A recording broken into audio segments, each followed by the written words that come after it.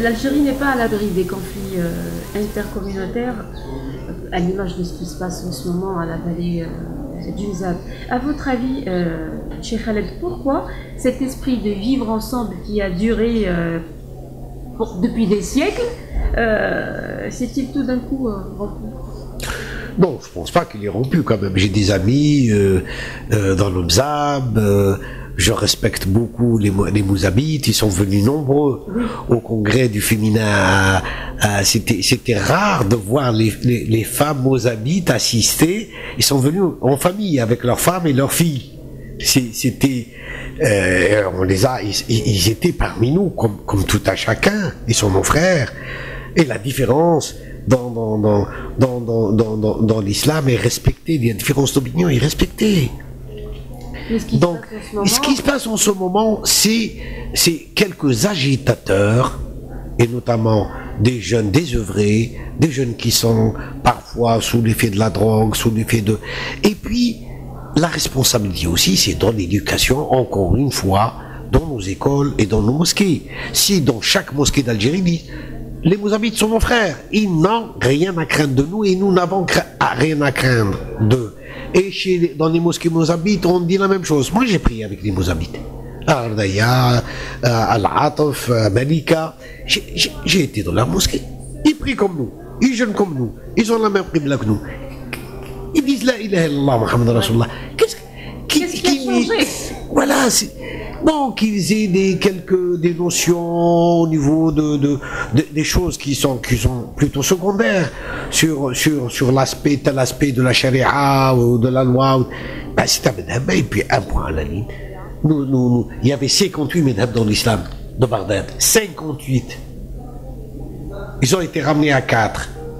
Avec aujourd'hui le chiite, même est-ce que les chiites ne sont pas nos frères? Pourquoi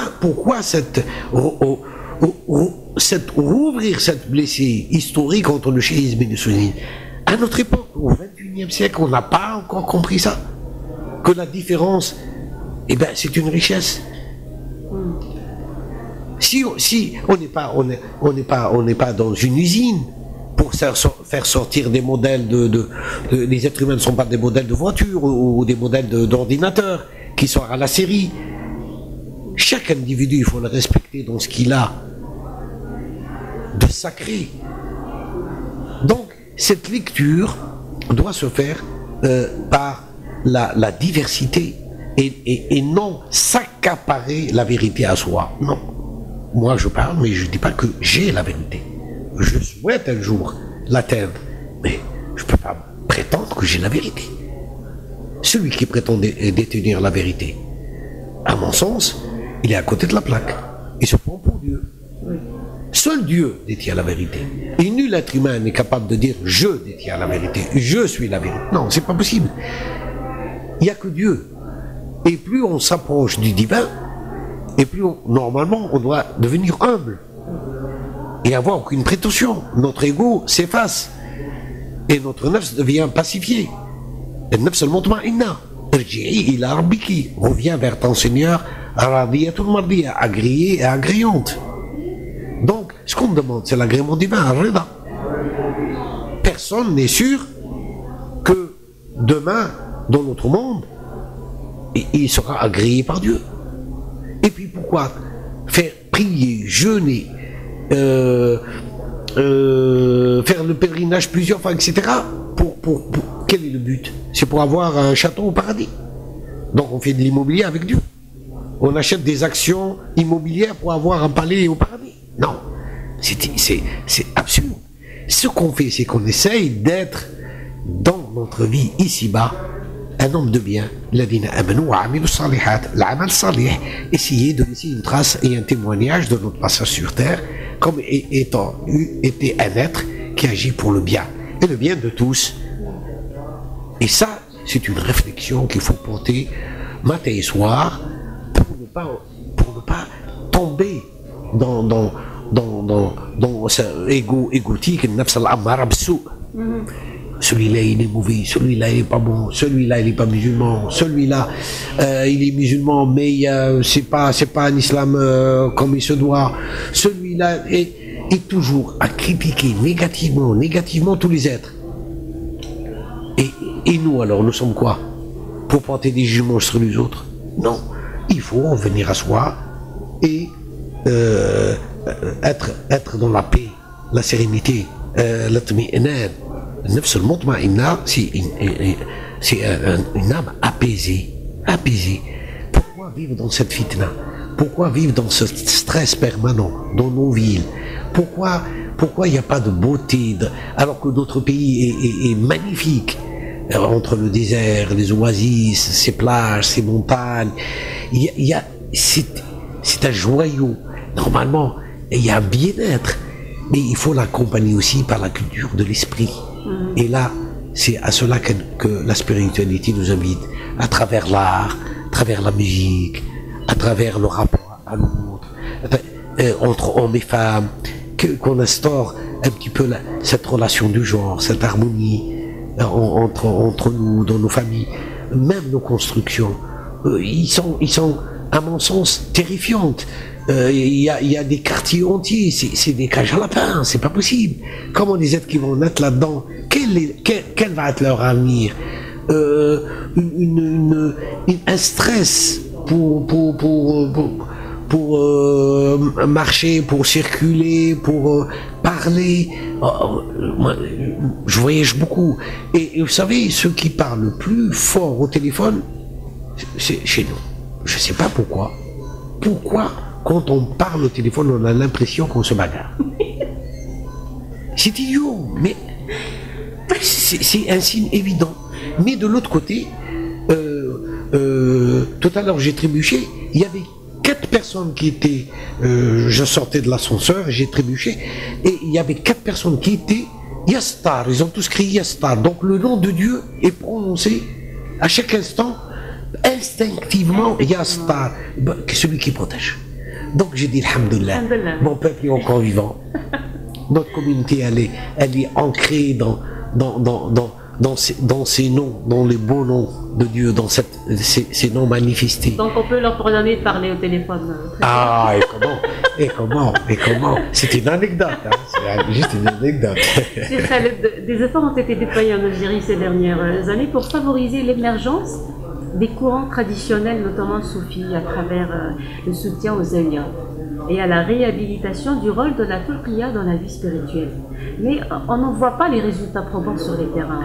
À votre avis, pourquoi? Je me pose la même question que vous. Je me pose la même question que vous. Je vais dire, bon, les trucs en Zawiya, ça fait partie de l'histoire de ce pays. Bien avant l'Algérie indépendante. Oui. Et ils étaient là depuis la nuit des temps, depuis des siècles. Ils ont été les garants de stabilité, à la fois religieuse et à la fois aussi morale. Ils ont enseigné le Coran. Ils ont joué leur rôle d'éducateurs. Et puis, bon, le temps... écrit des livres, bien sûr. Chaque ville dans l'Algérie a un saint patron. Constantina, elle a son saint patron. La capitale, on est dans la capitale. Bon, c'est Abdelrahman de Talibi. Qui ne connaît pas, c'est Abdelrahman.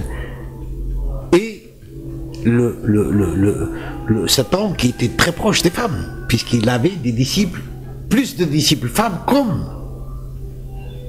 Et il faut lire ses écrits, comment il parle des femmes, comment il est ce qu'ils ont dit, c'est quelque chose et d'ailleurs, son tombeau est beaucoup plus visité par les femmes. On dit, oh, voilà, les femmes sont superstitieuses, les femmes... Non, parce que il a laissé un souvenir chez la femme algéroise, et la femme en général algérienne, un souvenir d'un homme qui défendait les droits.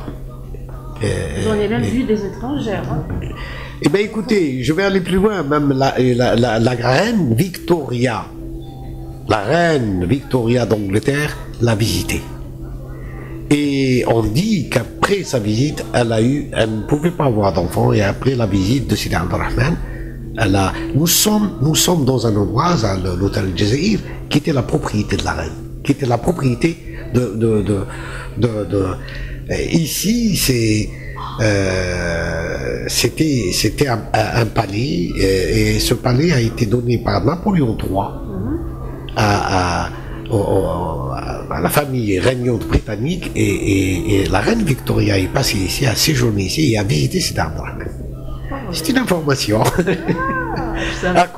Confirmez-la, vous verrez. Très bien.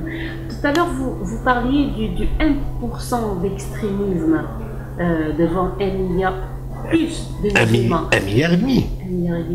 Mais Cheikh Khaled, ce 1% a réussi quand même à faire beaucoup de mal. Hein. Et pourquoi ils ont tendance à suivre le mal et pas le bien? Non, c'est pas qu'ils suivent le mal, je pense pas, parce que beaucoup parmi ces gens-là sont sincères. Ils sont omnibulés, ils sont comme derrière tout ça, il y a une espèce de manipulation. C'est certains théologiens qui veulent s'imposer par Khalif Touaref. Il faut aller dans l'inversion pour qu'on parle de nous. Il faut inverser la vérité, et puis on parle de vous, et puis on a le leadership.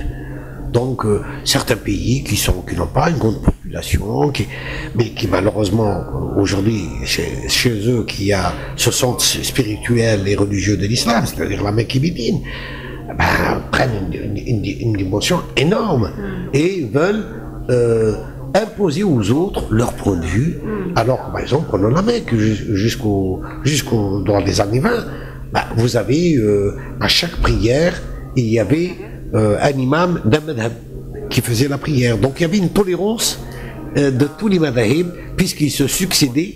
Donc quand un musulman faisait le pèlerinage, il voyait la diversité et l'acceptation de la diversité. Il revenait apaisé parce que lui il était malikite, l'autre il était hanafite, l'autre il était je sais pas hanbalite. Bon, ok, on a des différences sur le madhab, mais pas sur l'essentiel qui est l'islam avec ses règles, ses 5 prières. Et puis la modernité est arrivée. Et l'ère moderne a secoué un monde musulman qui était endormi. Elle lui pose un problème. Elle lui pose un problème de son adaptation à son époque.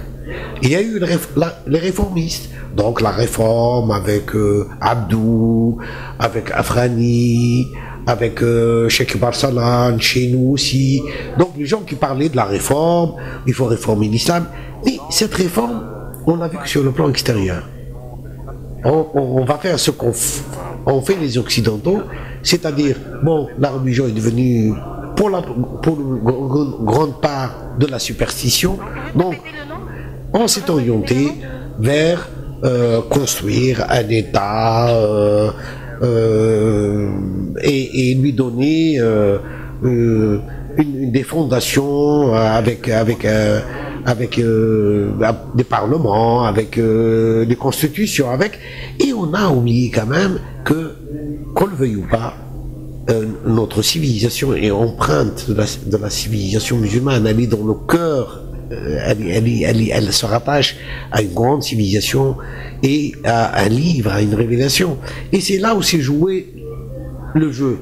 Donc ceux qui se proclament aujourd'hui l'islam, ils disent voilà, vous avez quitté l'islam, vous êtes des impies, vous avez construit des États sur des principes qui ne sont pas islamiques, la démocratie n'est pas islamique, ceci n'est pas islamique. Et les gens se sont trouvés en porte-à-faux. Ah, oui, il faut revenir vers l'islam.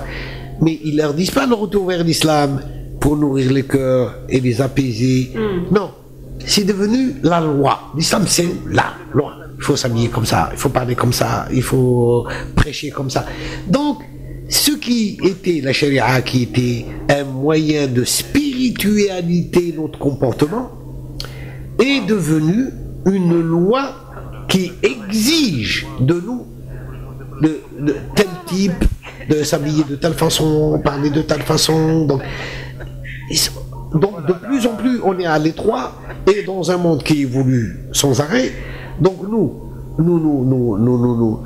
chamaillons sur des détails et le monde évolue et le monde se construit. S'entretuer pour des détails. Des détail. Oui. Mais quand ça arrive au sang, c'est quand même, c'est plus une question de détail. Comment il remédie, Cheikh Khaled? L'éducation. L'éducation est de promouvoir la véritable réforme. La réforme des cœurs, des consciences. Et il faut qu'on porte toute notre force sur l'être et non sur le paraître. Comment rendre cet être heureux? Heureux tout en appartenant à sa tradition musulmane et ouvert sur le monde. L'islam a été toujours une religion, je dis, de lumière, de connaissance, basée sur la connaissance. J'ai récité le premier verset, il parle de la connaissance, du savoir, de la culture. Comment voulez-vous que quand vos enfants détruisent des lieux historiques, à commencer par la Mecque elle-même, la maison où est né le prophète est détruite. La maison où il a vécu avec Khadija est détruite. Soi-disant parce que c'est des lieux où les gens vont en pèlerinage. Et je vais pas adorer la maison. J'ai besoin de lieux historiques pour me rappeler mon histoire. Si vous les enlevez, vous les remplacez par quoi? Par des gratte-ciel. Et ça devient quoi? Walt Disney. Ben oui, alors là, on est dans une espèce de tourisme religieux. Et là, ça change complètement. On vide la sève de cet arbre, malheureusement, petit à petit, et au lieu de donner des fruits, il donne des épines. Et je voudrais rajouter que la soupe entre le saint et l'assassin, c'est le... Oui, ils se nourrissent du même livre, du même Coran, du même verset. L'un, en le lisant par le cœur, va s'épanouir et aller vers la bonté, et l'autre, en le lisant par son ego, va durcir et va aller vers l'agressivité de l'autre.